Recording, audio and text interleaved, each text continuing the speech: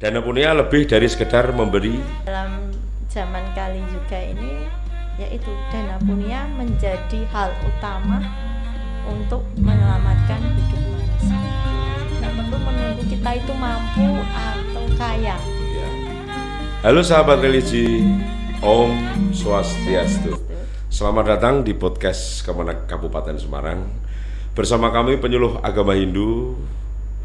Saya Putu Chandra Gunawan bersama sahabat saya Mbak Lestari Putri. Gimana kabarnya Mbak Lestari Putri? Astunkara, sehat. Kita bertemu lagi di podcast ya, Ya, di Kemenak ya, Kemenak. dengan formasi yang berbeda. Gantian. Dengan sekarang sebagai narasumber. Oke, ruang di mana kita bisa mempelajari dan merenungkan ajaran-ajaran suci agama Hindu dan menerapkan dalam kehidupan sehari-hari. Dalam kesempatan ini, kita akan membahas sebuah konsep suci yang sering kita dengar tapi mungkin belum sepenuhnya kita pahami, yaitu Dana Punia, jalan Hindu menuju keadilan sosial. Dana Punia lebih dari sekedar memberi. Dana Punia adalah wujud nyata cinta kasih dan tanggung jawab sosial dalam ajaran agama Hindu. Mari kita gali bersama bagaimana Dana Punia bukan hanya ibadah pribadi, tetapi juga menjadi jalan menuju keadilan sosial di mana setiap orang mendapatkan ruang dan kesempatan hidup dengan layak. Langsung saja Mbak Lestari, bisa dijelaskan apakah Dana Punia itu? Monggo. Tentang Dana Punia dalam ajaran agama Hindu, kita mulai dari definisinya dulu aja ya. Dana Punia dalam agama Hindu terdiri dari dua kata, yaitu dana dan punya. Dana berarti pemberian, punya artinya suci atau persembahan. Jadi Dana Punia adalah persembahan tulus suci yang dilakukan tanpa pamrih, jadi dengan rasa tulus ikhlas untuk membantu sesama. Kalau dalam kitab Bhagavad Gita Adhaya 17 sloka 20 disebutkan bahwa kedermawanan atau sebuah persembahan yang kita berikan sebagai dasar kewajiban dengan tulus ikhlas tanpa pamrih pada waktu yang tepat, saat yang tepat, dan pada orang yang tepat disebut sebagai dana satwika atau Dana Punia yang bersifat kebajikan. Dari dua hal tadi Mas Putut, definisi Dana Punia dan juga kutipan sloka, kita dapat mengambil poin-poin penting di situ tentang Dana Punia. Yang pertama itu manfaat. Jadi setiap kali kita akan melakukan Dana Punia, tentunya harus memberikan manfaat. Manfaat untuk siapa? Tentunya untuk yang pertama yang kita beri Dana Punia tadi. Yang kedua adalah untuk pemberinya juga harus memberi manfaat. Jadi ada pahalanya. Yang kedua adalah tujuan. Saat kita berdana punia, tentunya harus dilandasi tujuan yang baik untuk kebaikan. Misal untuk kegiatan keagamaan, pembangunan pura seperti itu. Dan wujud selain itu tadi apa? Tujuan, manfaat, sama bentuk. Bentuk Dana Punia. Kalau selama ini kita seringnya berpikir Dana Punia itu bersifat materi ya, karena ada kata dana. Tapi sesungguhnya Dana Punia itu tidak hanya wujud materi atau uang. Dana Punia tadi kalau yang di sloka tadi kan disebutkan tidak ada kata uang, sebuah pemberian aja. Jadi Dana Punia di sini itu dapat berupa waktu, tenaga, pikiran, bahkan juga ilmu pengetahuan. Tidak mengacu dana gitu ya? Enggak. Jadi misal kita adanya tenaga, misal kerja bakti gitu ya, yang paling simpel kerja bakti. Kalau kita punya uang, kita bisa beli makanan untuk yang kerja bakti. Kalau kita enggak ada uang, ya kita ya tenaga gitu. Kalau enggak ya pemikiran, ide, oh ini ditaruh sini kayak gini. Terus yang paling utama dari Dana Punia itu justru ilmu pengetahuan. Nilainya lebih tinggi dari Dana Punia yang lain. Karena apa? Karena dengan kita memberikan ilmu pengetahuan, tentu dapat merubah orang lain itu menjadi lebih baik. Jadi pahalanya lebih tinggi. Misal ada orang yang kelaparan, terus kita kasih uang, tentunya buat makan habis selesai kan. Coba kalau kita misal kita kasih uang, tapi uang itu kita apa istilahnya beritahu, oh ini untuk modal aja, untuk usaha gini-gini, kan itu bisa berlanjut untuk seterusnya.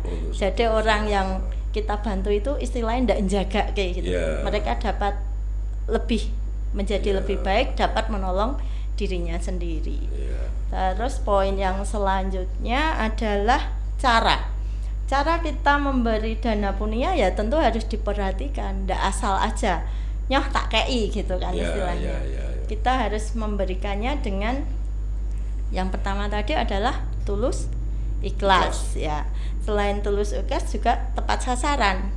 Tepat sasaran itu orang ini membutuhkan apa gitu. Jangan orang haus dikasihnya makanan seret nanti gitu kan. Tidak pas ya.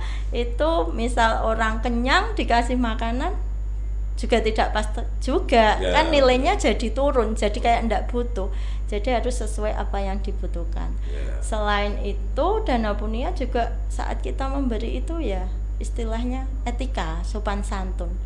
Itu untuk menghargai orang yang kita beri. Jangan sampai orang yang kita beri itu merasa tersinggung atau apa. Itu kan jadinya enggak pahala lagi gitu. Terus poin yang terakhir adalah pentingnya tentang dana punia. Dana punia dalam agama Hindu adalah sebuah ajaran dharma yang sangat sederhana yang bisa kita lakukan dalam kehidupan sehari-hari ya. Dan itu akan membawa kebaikan dan kesejahteraan untuk banyak orang. Jadi mengenai dana punia itu tidak hanya sekedar memberi nyonyo gitu ya, tapi di dalamnya itu ada ini niat dan sikap yang tulus ikhlas agar yang memberikan maupun yang diberikan, penerima dan pemberi itu dapat manfaat dari dana punia itu sendiri. Seperti dalam Sarasamurcarya 169 disebutkan bahwa barang siapa yang memberikan dana punia, maka ia sendirilah yang akan menikmati buah pahala dari kebajikannya itu. Kira-kira seperti itu tentang dana punia, Mas Budi. Oke, terima kasih Mbak Lestari. Terus gini Mbak Lestari, jika pemberian atau dana punia itu haruslah dilakukan dengan tulus atau ikhlas. Sedangkan saat ini tidak bisa dipungkiri ya, seringkali kita lihat atau temui banyak pemberian itu dilakukan atas dasar pamrih dengan maksud atau tujuan tertentu. Bagaimana agama Hindu melihat kondisi ini? Mungkin bisa dijelaskan untuk sahabat religi semua gitu. Biar nantinya saat berdana punia selalu dilandasi dengan rasa ikhlas tanpa maksud apapun, selain hanya untuk membantu sesamanya. Monggo Mbak Lestari. Dana punia ya sih sekarang ya kalau kita mau beri itu karena banyak maunya ada maunya ya. Kalau dalam agama Hindu dana punia itu dibagi menjadi 3 macam. Yang pertama adalah satwika dana, yang kedua tamasika dana, dan yang ketiga adalah rajasika dana. Satwika dana itu suatu pemberian yang tulus ikhlas tanpa pamrih. Jadi kayak orang membuang sampah, dah hilang, ikhlas gitu ya? Nggak usah dieling-eling, nggak usah diungkit-ungkit, ya sudah kita memberi selesai. Nggak ada kamu aku beri besok kamu begini, atau saya mau berdana punia nih pasir buat pembangunan pura biar besok saya bisa bangun rumah kayak gitu. Nggak sama sekali. Jadi ya sudah memberi selesai, titik, enggak ada. Ibaratnya kayak kita membayangkan membuang sampah. Iya, membuang sampah. Ya, enggak usah dikorek lagi, enggak usah diingat-ingat lagi. Terus yang kedua adalah rajasika. yang tadi disebutkan, kita Ya. memberikannya itu dengan tujuan tertentu. Oke. Jadi misal mau dipuji, terus kalau enggak kayak balas budi gitu istilahnya. Misal saya bantu orang ini biar besok kalau saya ada perlu atau apa, orang ini bantu saya gitu. Nah, itu yang rajasika. Sedangkan tamasika itu pemberian di mana tidak tepat waktu, tidak tepat sasaran, bahkan kadang dilakukan dengan tujuan yang buruk. Jadi misal kayak apa ya, kamu saya kasih ini tapi kamu sama dia jangan dekat lagi, kan tujuannya buruk itu. Kayak menyuap gitu ya. Nah, istilahnya Kayaknya gitu gitu ya. Oh. Tujuan-tujuan yang tidak tujuan bagus tersendiri. itu. Jadi kalau tadi disebutkan dengan maksud tertentu, berarti kan termasuk dalam dana punya yang bersifat rajasika dana. Lah, dalam konteks ajaran agama Hindu kita kan percaya hukum karma pala. Setiap perbuatan pasti ada konsekuensinya. Ya. Seperti itu. Jadi dalam setiap tindakan termasuk berpunya pun ada akibatnya. Seperti yang tertera di sini saya baca ya. Tadi habis orak-orak juga. Dalam kitab Manawa Dharma Sastra 4234 dan 235 disebutkan, apapun juga niatnya untuk berdana punya, pahala itu akan diperolehnya di kemudian hari. Berarti apapun niatnya, apa saja niatnya. Kalau niatnya buruk berarti baliknya buruk lagi gitu. Iya. Ia yang dengan hormat menerima pemberian dana punya, ia dengan tulus memberikannya, keduanya mencapai surga.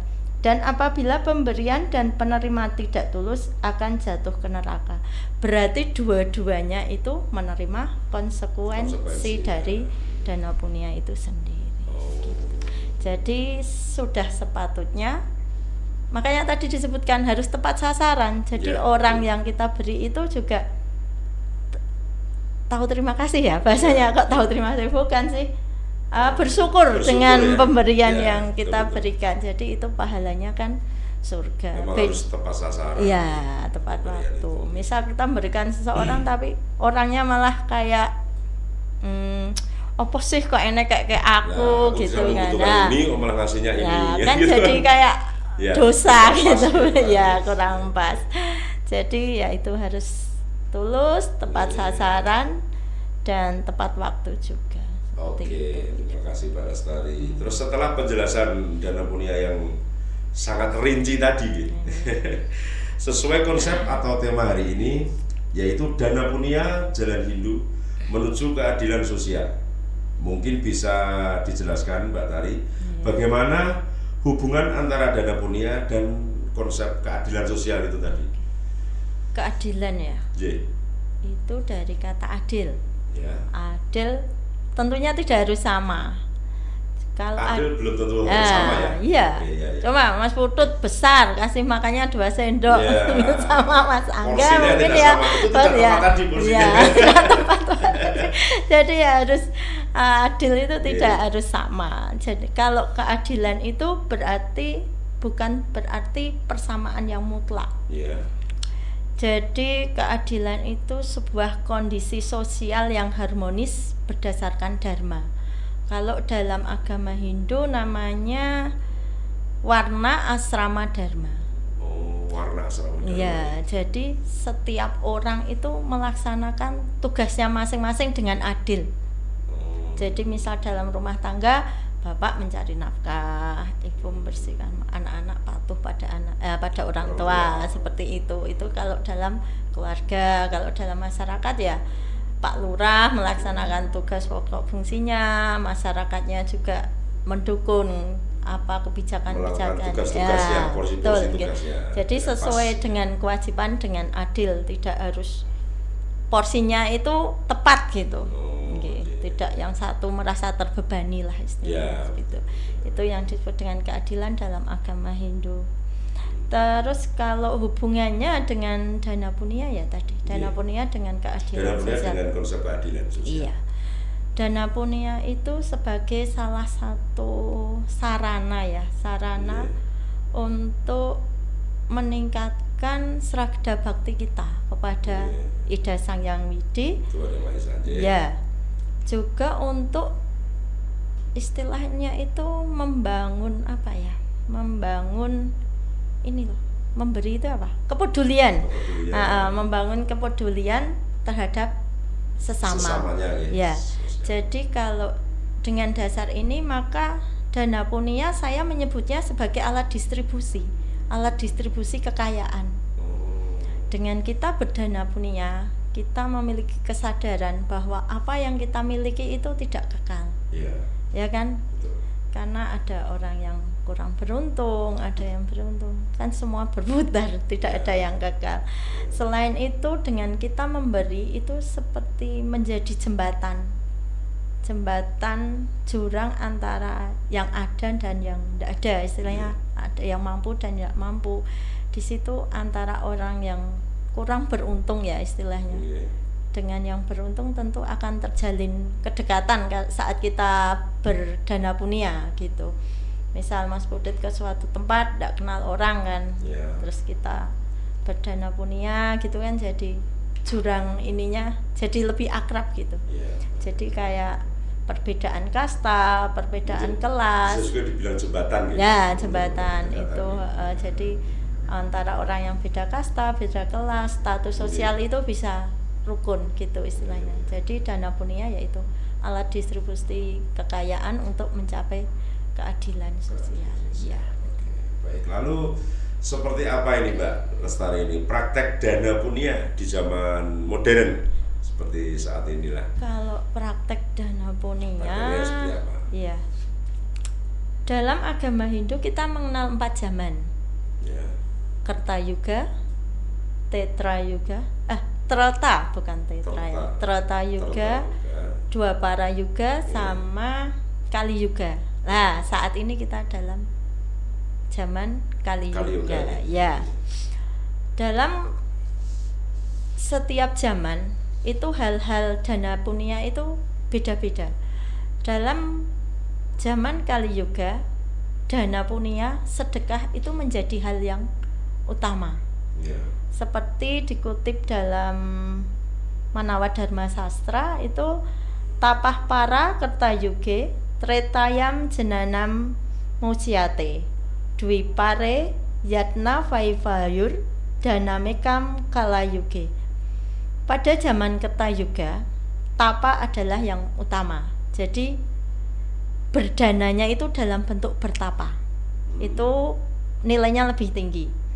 Pada zaman Treta Yuga, jenana adalah yang utama, ilmu pengetahuan. Pengetahuan dalam hal agama, juga pengetahuan dalam hal lain dalam kehidupan sehari-hari. Kemudian zaman Dwapara, di mana yatnya atau upacara yang menjadi hal utama.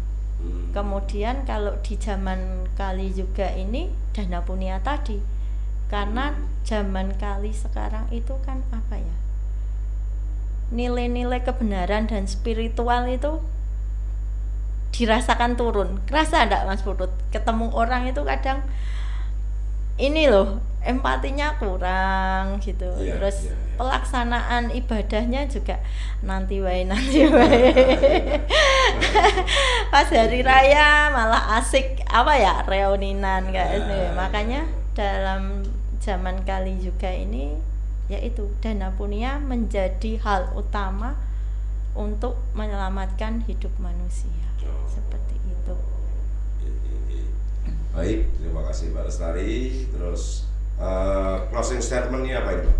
Tunggu, ada tambahan. Tadi caranya gimana ya? Zaman modern itu kan bagaimana kita berdana punia kan di zaman modern, malah belum dijelaskan.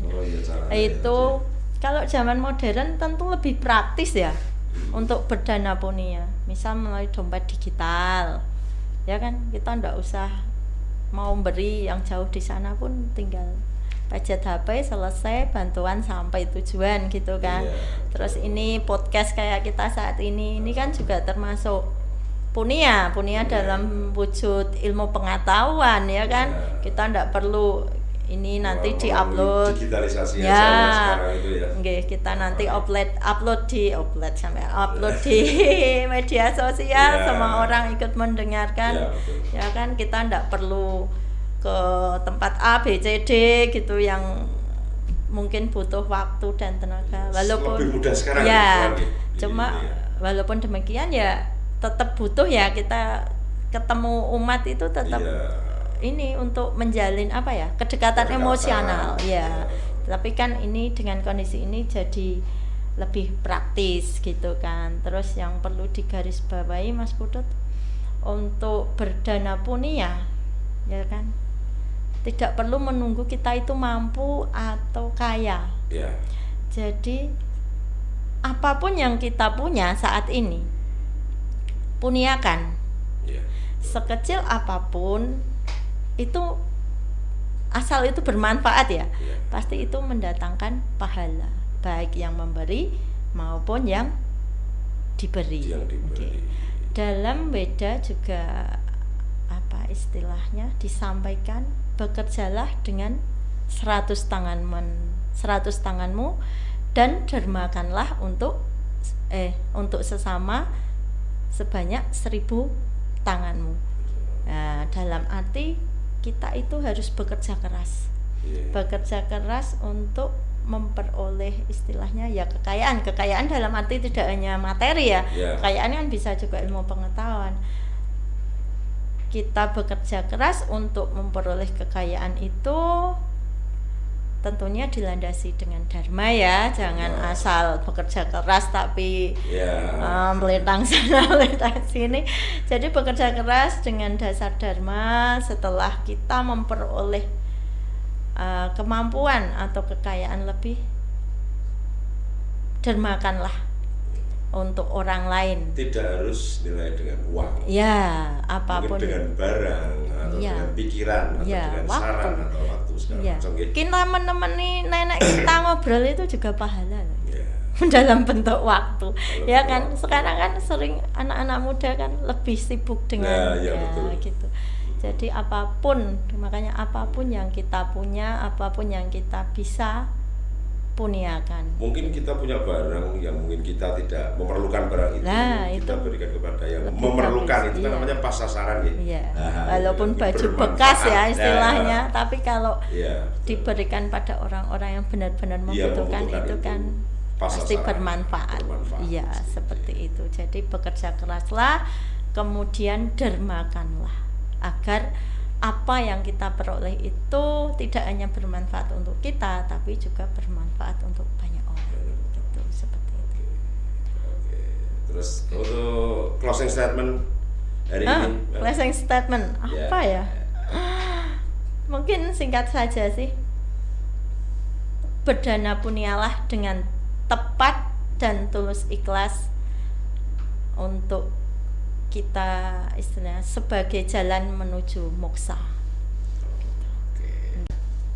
Sahabat religi, dalam dunia yang penuh kelimpahan, dana punia adalah jembatan spiritual menjadi keadilan sosial.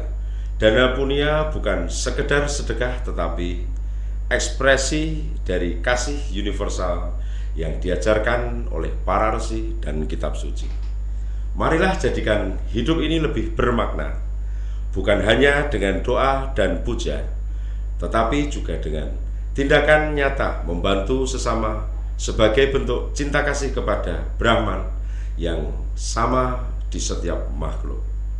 Sampai jumpa dalam episode kami selanjutnya. Terimalah salam penutup dari kami. Om Santi Santi Santi Om.